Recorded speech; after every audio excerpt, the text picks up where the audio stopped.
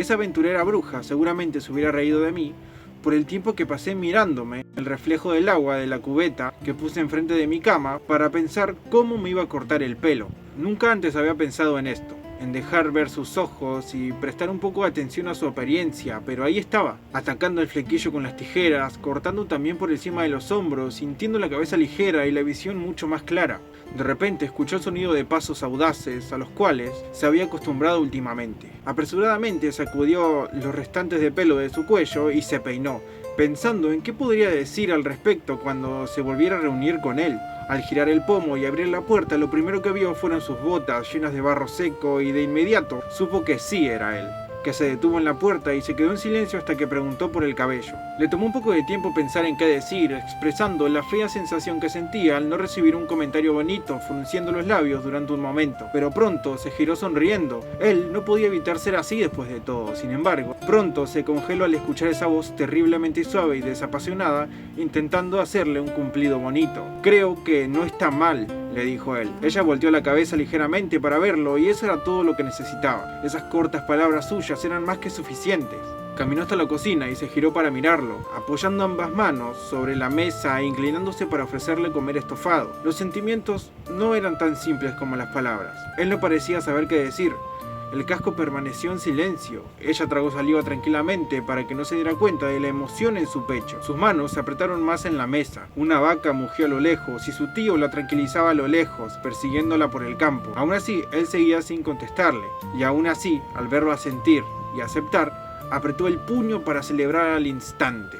Algo que había estado apretando parecía relajarse como sus mejillas. Y supongo que acá hablará del corazón, no de otra cosa. Por primera vez en mucho tiempo se puso un delantal.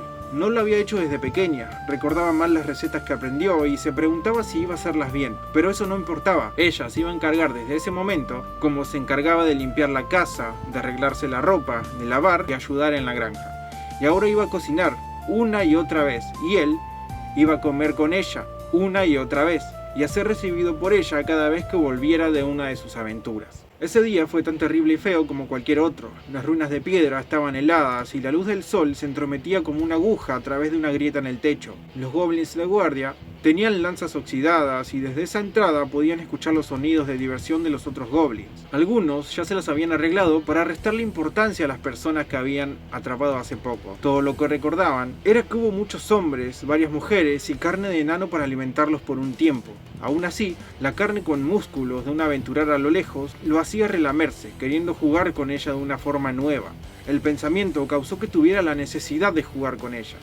Nadie se acercaría al nido, podía distraerse un rato. Tiró la lanza, acomodó su taparrabos y al segundo siguiente encontró algo alrededor de su boca, una mano y luego una hoja afilada se deslizó por su garganta.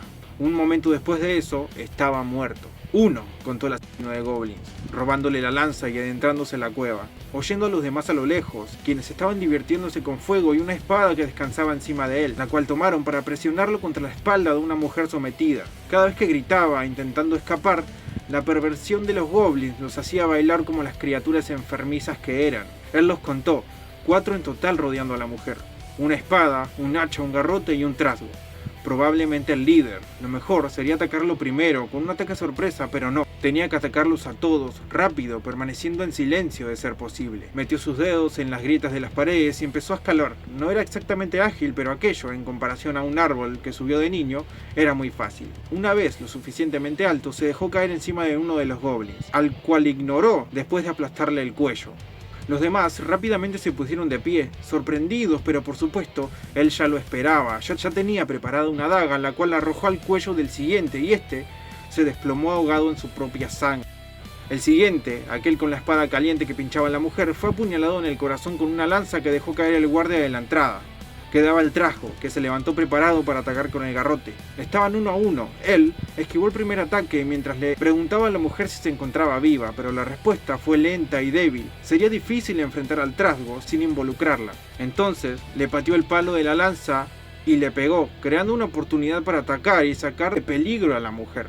Había una forma rápida de acabar con él: esperar el siguiente ataque, levantar el escudo en su brazo y desviar el garrote a un costado. Una vez hecho, ya no era un problema, sintió que la espada en la mano derecha se hundía en las tripas del trasgo y luego la torció, haciéndolo aullar, pero al instante siguiente recibió un golpe que lo lanzó en el aire. Aterrizó rodando en un rincón de la sala. El trasgo no lo había golpeado en un lugar vital, pero no podía pensar en eso, tenía que actuar. Lo escuchaba acercarse y de pronto tiró un golpe con lo primero que encontró en el suelo, el mismo palo que había pateado. Lo escuchó gritar junto al sonido de huesos rompiéndose. No sabía dónde le dio, pero le había dado en un lugar importante. Tenía que cerrar distancia, continuar golpeándolo hasta romperle la cabeza. Finalmente, al tenerlo inmóvil en el suelo, agarró la espada y lo remató. 5, terminó de contar, soltando un suspiro y observando alrededor. Las mujeres secuestradas en estado de ausencia ni siquiera parecían haberse dado cuenta de la batalla, pero aún así tenía que escoltarlas y dejarlas a salvo en sus casas y luego ir a llenar el reporte al gremio. Después de recoger la recompensa, atender su equipo y buscar la próxima misión. Entre los restos se encontró un anillo con una gema, que en su interior parecía tener una magia antigua. Lo guardó. Tenía otras cosas en que pensar en ese momento, otras cosas que hacer. Para él, ese día era un día ordinario, tan terrible y feo como todos los demás días. Y ahí termina este capítulo. Nos vemos y un saludo genérico.